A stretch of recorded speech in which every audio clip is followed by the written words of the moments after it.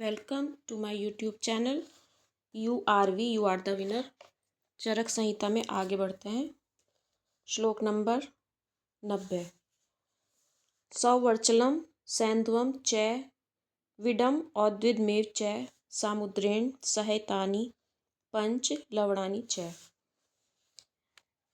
इसमें 5 नमक के बारे में बताया गया है। काला नमक, सेंधा नमक, विड नमक, औदिद नमक, सामुद्र नमक जिसे सांभर नमक भी कहते हैं।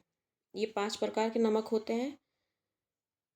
सेंधा नमक को रुचिकर होने की वजह से सेंधा नमक को हम प्राथमिकता देते हैं, लेकिन यहाँ पर ये शुरू में सौवर्चल जो है वहाँ पर चरक ने रुचिकर होने से पहले सौवर्चल को प्राथमिकता माना है। ये वाला हम कर चुके हैं। हम थे यहाँ पर श्लोक नंबर 94 पर। श्लोक नंबर 94। ये सर्व आत्रेय शासने यानी आत्रेय ने जो है 8 प्रकार के मूत्र का उपदेश दिया है। सबसे पहले आता है अवि मूत्र। अवि यानी भेड़, भेड़ का मूत्र। उसके बाद श्लोक में यह है अजा मूत्रम यानी बकरी का मूत्र। आगे गोमूत्रम गौमूत्र। माहिषम यानी भैंस, भैंस का मूत्र। आगे हस्ती मूत्र, हाथी का मूत्र। आगे ऊष्ट्रस्य, ऊंट का मूत्र। हाय कहते हैं घोड़े को, घोड़े का मूत्र। और खर, खर कहा है गधे के लिए, गधे का मूत्र। ये 8 मूत्र होते हैं। और मूत्र में जो अवि यानी भेड़ का मूत्र है, बकरी का, गौ गाय का, भैंस का, इनमें स्त्री जाति का ही मूत्र लेना चाहिए। जैसे ही गोट है, ही गोट का नहीं चलेगा मूत्र। और गाय का तो है ही, भैंस भी स्त्री जाति का मूत्र ही लेना चाहिए। और हाथी, ऊंट, घोड़ा और गधा, इनमें पुरुष जाति का मूत्र लेना चाहिए चिकित्सा में। और भाव प्रकाश ने बताया है गौ अजा विम महिषिणाम तु स्त्रीणाम मूत्र पश्यस्यते। इन्होंने भी बताया है कि गाय, बकरी, भेड़, भैंस का स्त्री जाति का मूत्र लेना चाहिए और गधा, ऊंट, हाथी, मनुष्य और घोड़े का पुरुष जाति का मूत्र लेना चाहिए। चक्रपाणि ने बताया है कि नपुंसक जाति का मूत्र नहीं लेना चाहिए। नपुंसक जाति का मूत्र निषेध है। जैसे खच्चर वगैरह का मूत्र चिकित्सा में नहीं लेना चाहिए, ये अमंगल होता है। आगे मूत्र के गुण बताए गए हैं। जो मूत्र होते हैं वो सामान्य रूप से श्लोक में देखें। ये श्लोक 94, 95, इसका मैंने अर्थ अभी आपको बताया है। बुक ज़रूर लेकर बैठा करिएगा। अब चलते हैं आगे। अब 96 में मूत्र के गुण बताए गए हैं। सामान्य रूप से सभी मूत्र उष्ण, गरम, तीक्ष्ण, श्लोक में ये तीक्ष्ण, अरुक्ष, कटु, लवण रस वाले होते हैं। और मूत्स उत्सादन यानी उपटन। और ये आगे लेप, लेप में ये आगे आस्थापन बस्ती में, विरेचन, विरेचन कामों में, स्वेदन, स्वेदन कर्मों में, और आना रोग में। यहाँ पे आना रोग में अगध यानी विषमाचक के प्रयोगों में प्रयुक्त होता है। उदर रोग में, अर्श रोग में, गुल्म, कुष्ठ और किलास रोगों में प्रयुक्त होता है।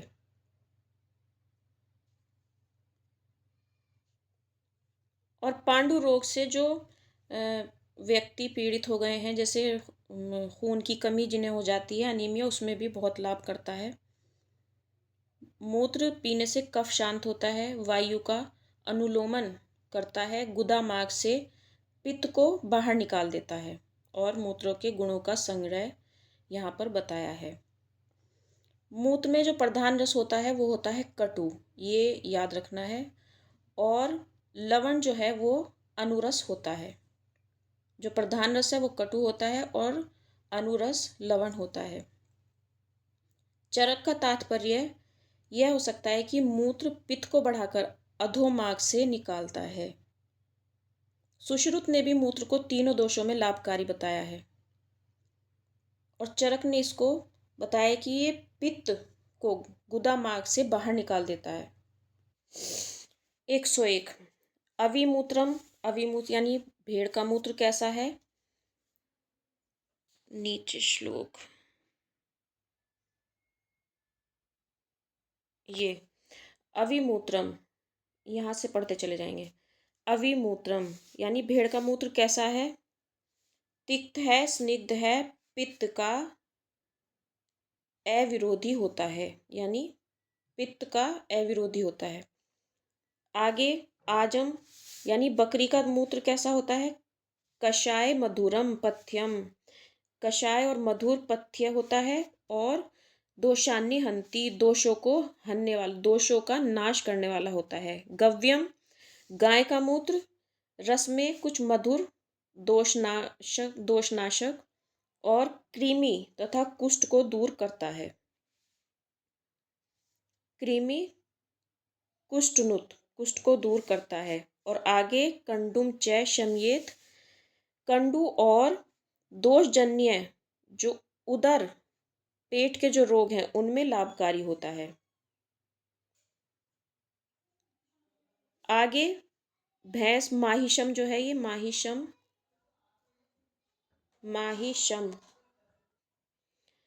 अर्षः शोफो उदर घनम तू सक्षारम माहिशम सरम, भैंस का मूत्र अर्श, सौंफ, उदर रोगों का नाश करता है। आगे क्षारयुक्त एवं सारक होता है। और हास्तिकम, हाथी का मूत्र ये रस में कैसा होता है? लवण, कृमि, कुष्ठ के रोगियों के लिए हितकारी होता है। और जो रोगी विबंध से पीड़ित हैं या मूत्राघात से पीड़ित हैं, जिन्हें पेशाब वगैरह का या बंद लग जाता है, तो उनके लिए ये विषजन्य विकार, शरीर में विषजन्य विकार है, कफजन्य विकार है, या जो अर्श रोग से पीड़ित हैं उन सब के लिए लाभप्रद होता है। अर्श भी एक रोग होता है, उसमें ये लाभप्रद होता है। आगे आता है उष्ट्र मुच्यते। अब ऊंट का मूत्र, यह रस में तिक्त होता है, श्वास, कास और अर्श रोग को दूर करता है। आगे आता है वाजिनाम तिक्त कटुकम, यानी वाजिनाम घोड़ा, घोड़े के मूत्र से जो है ये होता है रस में तिक्त, कटु और कुष्ठ वर्ण और विष को दूर करने वाला होता है। फिर आ गया आगे खर, यहाँ पर खर मूत्र, गधे का मूत्र अपस्मार, उन्माद और ग्रह रोगों को दूर करने वाला होता है। मूत्रों का उनकी शक्ति के योग के अनुसार गुण कर्म यहाँ पर कह दिया गया है। अब यहाँ से स्टार्ट होते हैं जो 8 प्रकार के दूध बताए गए हैं। यहाँ पर अविक्षीर, अजाक्षीर, गोक्षीर, माहिष्क्षीर देखते हैं। भेड़ी का दूध, अवि यानी भेड़, भेड़ी का दूध, बकरी का दूध, गाय का दूध, भैंस का दूध, ऊँटनी, हथीनी का दूध, घोड़ी का दूध और यहाँ पर स्त्री का दूध, ये जो है स्त्रियास्तथा यानी स्त्री के दूध का यहाँ पे वर्णन किया गया है। ये 8 प्रकार के दूध हैं। ये नागिनाम, नागिनाम यानी यहाँ पर हथीनी, और वडवायः, वडवायः घोड़ी। गधे का यहाँ पर वर्णन नहीं किया गया, गधी का, यानी गधी का दूध नहीं लेंगे। गधे का मूत्र चिकित्सा में ला सकते हैं, लेकिन जो गधी का दूध है उसका वर्णन यहाँ पर नहीं किया गया है। अब यहाँ पर दूध के गुण बता दिए गए हैं भाई, बहुत इंपॉर्टेंट है। जीव नियम, श्रम हरम, श्वास कासनी, बरहणम, बहुत इंपॉर्टेंट है। इससे ऊपर वाली लाइन में बताया गया है, देखो सभी दूध रस में कैसे होते हैं, मधुर, गुण में होते हैं स्निग्ध, वीर्य में शीतल होते हैं, और शरीर को वृद्धि प्रदान करता है दूध, बल देता है शरीर को, और सभी सभी लोग दूध का सेवन कर सकते हैं, सभी के लिए। इसे अग्नि दीपक, अग्नि दीपक इसको, ये नीचे लाइन में 1 मिनट श्लोक लगा लेती हूँ।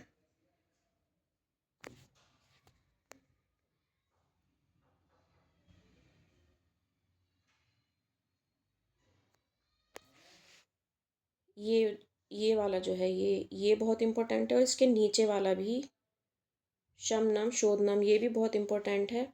और यहाँ पर ये देखिए दीपनीय, ये दूध को दीपनीय बताया गया है, यानी प्यास को दूर करने वाला अग्नि दीपक है, क्षय वाले रोगियों के लिए बहुत उत्तम है। आगे श्लोक में ये पांडु रोग, जो एनीमिया हो जाता है, पांडु रोग, अम्लपित्त, यक्ष्मा के लिए, गुल्म, उदर रोग, अतिसार, ज्वर, दाव, विशेषकर शोथ रोग, योनि रोग, शुक्र दोष, मूत्र रोग, प्रदर रोग, वात पित्त के रोगियों के लिए दुग्ध पथ्य है, सभी के लिए बहुत लाभकारी बताया गया है। आगे श्लोक 113 में, नस्य, आलेप, अवगा, वमन, आस्थापन, बस्ती, विरेचन, स्नेहन, सभी में दूध का प्रयोग करना चाहिए। ये आचार्य चरक कहते हैं। दूध जो है वो सभी प्राणियों का आहार बताया गया है ना। दूध ही मनुष्य का प्रधान अन्न आहार माना गया है, और वैज्ञानिक दृष्टि से भी शरीर को बल देता है, और दूध में वो सभी चीज़ें पाई जाती हैं जो आहार द्रव्य, जो न्यूट्रिशन होता है दूध में, वो सब चीज़ें पाई जाती हैं। दूध दोषों का शमन और शोधन करने वाला है, ये मोस्ट इम्पोर्टेंट है, इसको आप याद करेंगे श्लोक को। आगे चलते हैं। अथा परे त्रयो वृक्षाः प्रत्यगे फलमूलिभिः, फलिनी और मूलिनी के अलावा जो 3 वृक्षों का जो शोधन कर्मों में इस्तेमाल किए जाते हैं, उनका यहाँ पर वर्णन किया गया है। श्लोक में देखें, मैंने अंडरलाइन कर दिया है। स्नुही, अर्क, अश्मंतक, अर्क यानी मदार, मदार को कहते हैं अर्क, इनके काम जो है वो अलग अलग हैं। अश्मंतक का क्या है, वमन के लिए प्रयोग में लाया जाता है, और जो स्नूही क्षीर है वो विरेचन के लिए, और अर्क के दूध का प्रयोग जो है वो वमन और विरेचन दोनों कामों में किया जाता है।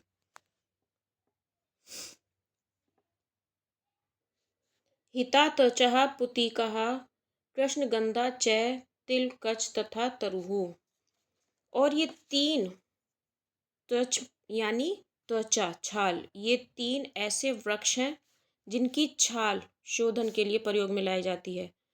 पुतीक, कृष्णगंधा और तिलवक।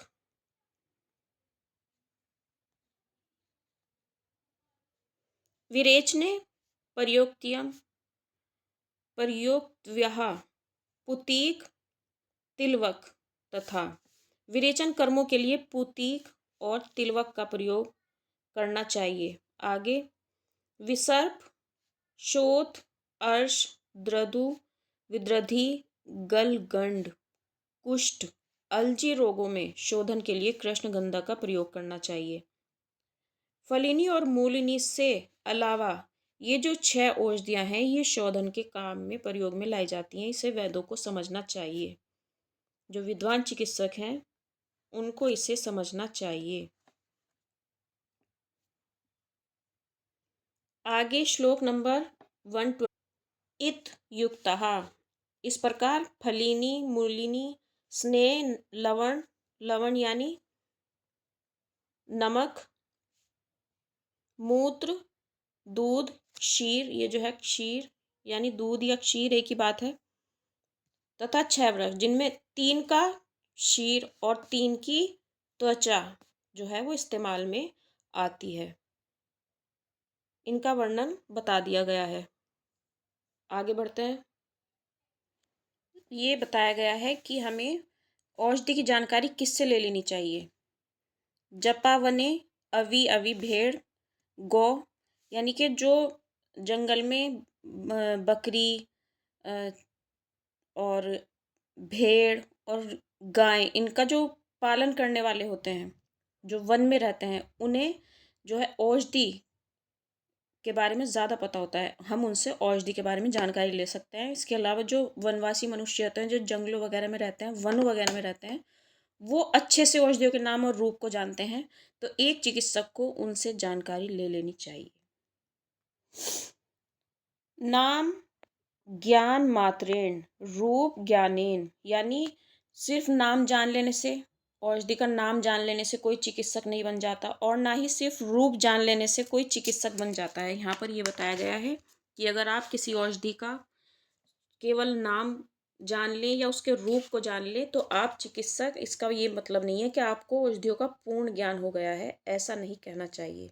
सिर्फ नाम मात्र जान लेने से या रूप जान लेने से कोई चिकित्सक नहीं बन जाता। तो यहाँ पर ये बताया गया है। आगे चलते हैं। योग वित्व रूपज्ञ, यानी यहाँ पर ये बताया गया है कि बहुत सारी औषधियाँ ऐसी हैं जिनके हम रूप को नहीं जानते, लेकिन उसके योग को जानते हैं, उसके प्रयोग को जानते हैं, है ना। बहुत सी औषधियों को हम पहचान नहीं सकते, लेकिन हमको पता होता है कि जैसे हार श्रृंगार है, उसके पेड़ को मैंने नहीं देखा, वृक्ष को नहीं देखा, लेकिन मैं जानती हूँ उसका क्या प्रयोग है और उसकी प्रवृत्ति जो है वो उष्ण होती है, गर्म होती है ना। तो जो इस प्रकार से औषधियों को जानता है, उस व्यक्ति के बारे में तो क्या कहना, ये इसमें बताया गया है। चाहे मेडिसिन का रूप ना पता हो औषधि का, लेकिन हमें उसका प्रयोग आना चाहिए, तो वो ही असली चिकित्सक है। ये चिकित्सक को पता होना चाहिए। ज़रूरी नहीं है कि हर औषधि का रूप ही चिकित्सक को पता हो, लेकिन योग पता ना हो, तो ये वाली बात आ जाती है। पुरुषम पुरुषम विक्षय से ज्ञेयो भिषगुत्तमः, यहाँ पर श्रेष्ठ चिकित्सक के लक्षण बताए गए हैं कि यानी कि वो चिकित्सक देश काल के अनुसार उन औषधियों के प्रयोग को जानता हो, है ना। उसी को उत्तम वैद्य कहेंगे, जो ये जान गया, देश और काल के अनुसार औषधियों का प्रयोग करना जानता हो। औषधि का योग जो होता है वो प्रकृति के अनुसार, देश के अनुसार होता है, और यही ये जो पुरुषम पुरुषम विक्षय से, ये इस लाइन में यही औषध योग बताया गया है। ये वाली लाइन आपको याद रखनी है। यथा विषम शस्त्रम यथा अग्नि अश्नि यथा, और यहाँ पर तथोषध अविज्ञातम विज्ञान मृतम विज्ञातम मृतम यथा। इसमें ये बताया गया है कि जिस औषधि का आपको पता नहीं, ये जो है तथौषध और यहाँ पर अविज्ञातम आ गया, तो जिस औषधि का आपको पता नहीं है, जानकारी नहीं है, वो किस प्रकार कैसे देखी जाएगी, वो विष है, शस्त्र है, अग्नि है, और इंद्र का वज्र है, जो प्राण को हर लेते हैं, है ना। ये जो है यहाँ पर श्लोक में यथा अग्नि, और ये अश्नि, अश्नि जो है, अश्नि आया है इंद्र का वज्र, है ना। तो जिस औषधि का आपको पता नहीं है और आप उसको यूज में ले आए, तो वो औषधि कैसी है, विष शस्त्र अग्नि इंद्र के वज्र अश्नि जैसी है। और इसके विपरीत जो जिन औषधियों को आप जानते हैं, जिन औषधियों का आपको ज्ञान है, तो वो अमृत के समान होती है, प्राण को बचाने वाली होती है। ऐसा चिकित्सक जो औषधि के नाम को भी जानता हो, रूप को भी जानता हो, गुण को भी जानता हो, है ना, लेकिन दुर्युक्तम उसके योग को नहीं जानता, उसके योग को नहीं जानता, तो अनर्थकारी है ना। जब उसके योग को ही नहीं जानता तो वो अनर्थकारी है। कि किसी औषधि का न केवल नाम रूप और गुण ही जानना वांछनीय है, बल्कि उसका योग जानना, उसका प्रयोग जानना भी जरूरी है। योगादपि विषम तीक्ष्णोत्तम भेषजम भवेत, यानी तेज विष भी अगर योग का प्रयोग सही प्रकार से हो, तो जो तेज विष होता है वो भी श्रेष्ठ औषधि बन जाता है। आगे भेषज चापी दुर्युक्तम, और अगर श्रेष्ठ औषधि का योग जो मतलब जानता ही नहीं है कि इसका योग प्रयोग कैसे करना है, तो श्रेष्ठ औषधि भी तीक्ष्ण विष बन जाती है, तेज विष बन जाती है। इसलिए जिन्हें अपना जीवन प्यारा है, अपना स्वास्थ्य प्यारा है, वो बुद्धिमान व्यक्ति जो है वो ऐसे लोगों से औषधि ना लें जिन्हें योग ही नहीं मालूम, जो इनका प्रयोग ही करना ना जानते हों, है ना। आगे कोई ऐसी औषधि है जिसमें तेज विष है और योग उसका सही तरह से उसका इस्तेमाल किया गया है, उसका योग सही तरह से किया गया है, तो वो श्रेष्ठ औषधि बन जाता है। ठीक है। और अगर कोई श्रेष्ठ औषधि है और उसका योग ही सही तरह से नहीं किया गया है, तो वह विष बन जाती है। ऐसे चिकित्सक से औषधि ना ले। आगे चलते हैं। कुरियानी पतितो मूर्धनि सशेषम वास अश्नि। यहाँ पर क्या बताया गया है? अश्नि यहाँ पर फिर आ गया है दोबारा से आगे, ये यहाँ पर अश्नि इसमें फिर से आ गया है। अश्नि यानी इंद्र का वज्र, यानी कि इंद्र का वज्र अगर सिर पर गिर जाए तो मनुष्य उससे बच सकता है, लेकिन अगर मूर्ख चिकित्सक से उसने गलत योगों के आधार पर किसी व्यक्ति रोगी को जो है औषधि दे दी, तो मूर्ख चिकित्सक से औषधियाँ कभी भी रोगी की आयु को शेष नहीं रखती, वो उसको मार डालती हैं। दुखिताय श्यानाय श्रद्धानाय रोगिणे यो भेषज विज्ञाय प्राज्ञमाने प्रयच्छति। यानी जो खुद को ज्ञानी समझ रहा है कि मैं बहुत अच्छा चिकित्सक हूँ, और उसने क्या करा कि एक दुखी आदमी जो शैया पर पड़ा है ना, श्रद्धालु, एक रोगी, एक बीमार, उसे बिना समझे सोचे समझे उसने उसे औषधि दे दी, मेडिसिन दे दी, है ना। तो ये यहाँ पर बताया गया है कि नरो नरक पाती, नरक का भागी होता है वो व्यक्ति। ऐसे चिकित्सक से बात भी ना करें, ये संभाष, ऐसे चिकित्सक से बात करने को भी मना किया गया है, वो नरक का भागी होता है। वर्माशी विषम विषम क्वथितम ताम में वा पीतम अग्नि संतप्तता भक्षिता। अब देखो, यानी सांप का विष खाकर अपनी जान देना, और या फिर उबाले हुए किसी कोई ताम्र का बर्तन है उसमें उबलता हुआ जल पीकर अपने प्राण दे देना, ठीक है। या फिर अग्नि में तपे हुए लोहे, जो लोहे के गोले हैं, उनको खा लेना, उनसे मृत्यु हो जाती है। लेकिन जो ये चिकित्सक बिना सोचे समझे वेश बनाकर जो रोग से पीड़ित अपनी शरण में आए हुए रोगियों को जो अन्नपान धन लेना वो देते हैं, उनसे गलत चिकित्सक से बिल्कुल भी अन्न लेना अच्छा नहीं है। यानी अगर चिकित्सक ने वैद्य, कोई चिकित्सक है और उसने वेश बना लिया और रोग से पीड़ित व्यक्ति से कोई धन लिया, तो वो भी अच्छा नहीं है। ये वाली बात इसमें बताई गई है कि उससे धन लेना अच्छा नहीं है। मतलब एक तो वो चिकित्सक नहीं है, उसने वेश बना रखा है, उल्टे सीधे योग की दवा दे रहा है और रोग से पीड़ित व्यक्ति से जो है वो धन ले रहा है, तो ये अच्छा नहीं है। तात्पर्य यह है कि जो मूर्ख वेद है, यही उचित है कि वो किसी भी कारण से मर जाए, लेकिन गलत चिकित्सक से औषधि ना लें, और ना ही गलत चिकित्सक के पास जाकर उसे चिकित्सा के बदले धन दें, ये निंदनीय है। प्रयत्नम आतिष्ठेत प्राणदेह। इसलिए जो चिकित्सक बनने की इच्छा रखते हैं, वो जो बुद्धिमान पुरुष हैं, वो अपने गुणों की संपत्ति को प्राप्त करने का प्रयास करें, जिससे वे रोगियों को प्राण दें और एक अच्छे चिकित्सक बन सकें। ततेव युक्तम भेषज्यम यदारोग्याय कल्पते। यानी वही औषधि अच्छी है, वही औषधि श्रेष्ठ है जो रोगी को स्वस्थ बनाए, रोग को शांत करे, आरोग्य की प्राप्ति हो सके, और वही चिकित्सकों में भी सबसे अच्छा है, श्रेष्ठ है, जो रोगियों को रोग से मुक्ति दिलाए। यानी जो औषधि है वो श्रेष्ठ होनी चाहिए। टॉक जो टॉक्सिसिटी होती है वो बिल्कुल ना हो, विषाक्तता जो है वो बिल्कुल ना हो। और चिकित्सकों को भी यही प्रयास करते रहना चाहिए कि हम ऐसी औषधियों की खोज करें, यही उनका लक्ष्य होना चाहिए। That's it. सम्यक प्रयोगम सर्वेषां सिद्धि राख्याति कर्मणाम। यानी जब सिद्धि प्राप्त हो जाती है किसी व्यक्ति को, किसी वैद्य को सिद्धि प्राप्त हो जाती है, तो वही सबसे अच्छा चिकित्सक होता है। सिद्धि राख्याति सर्वेश गुणे युक्तम भीष्मम।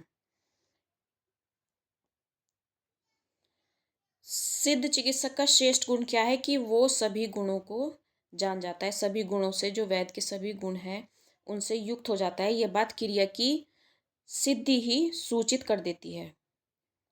कितनी बार हम देखते हैं कि बहुत से डॉक्टर के जो है बहुत ही ज़्यादा पेशेंट आते हैं और हम कहते हैं कि भाई उसके हाथ में तो जादू है, तो यानी उसने सिद्धि प्राप्त कर ली है। तो वही असली चिकित्सक है जिसने सिद्धि प्राप्त कर ली है। जैसे हम कहते हैं कि इसके हाथ में जादू है, ये हम इसकी दवा खाते हैं और हम पूरी तरह से ठीक हो जाते हैं, तो यही है सिद्धि पाना, है ना। सिद्ध चिकित्सक का ये श्रेष्ठ गुण है।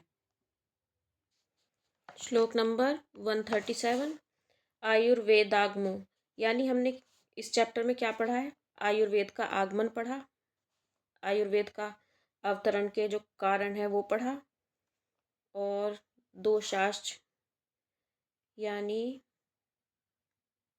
दोषों के बारे में पढ़ा, है ना। त्रिविध द्रव्य संग्रह, है ना, तीनों द्रव्यों के बारे में पढ़ा, 3 प्रकार की औषधियों का संग्रह, मूलिनी फलिनी इनके बारे में पढ़ा, और वृक्ष जिनका दूध और छाल प्रयोग में लाया जाता है, यानी ये क्षीर मूत्र, इनके बारे में पढ़ा। और जो मूर्ख चिकित्सक है उसके बारे में पढ़ा कि मूर्ख चिकित्सक से कैसे बचें, और अच्छे वैद्य के गुणों के बारे में पढ़ा। ये सभी बातें महर्षि आत्रेय ने इस पहले अध्याय में बताई हैं। आई होप कि आपको जो है ये पढ़ने में बहुत मज़ा आएगा, आगे भी आप इसको पढ़ें और समझें। ये चैप्टर अगर आपको अच्छा लगा हो तो लाइक करें, और कोई सुझाव हो मेरे लिए तो कमेंट बॉक्स में छोड़ दें। Thank you very much.